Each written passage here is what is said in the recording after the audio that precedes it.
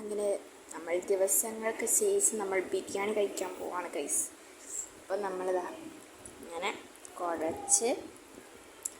കുഴച്ചിട്ട് നമ്മളിതാ ഒരു ചിക്കൻ പീസിങ് എടുക്കുന്നുണ്ട്. കുറച്ച് കച്ചമ്പറും കൂടി, എനിക്ക് സവാള ഉണ്ട് കൂടുതൽ ഇഷ്ടം കച്ചമ്പറായിട്ട്.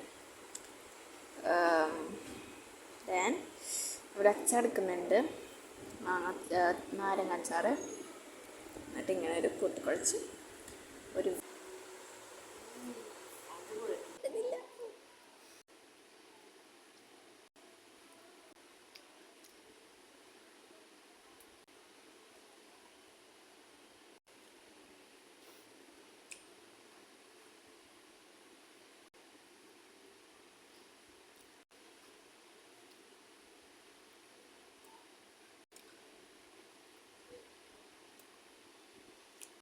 delicious.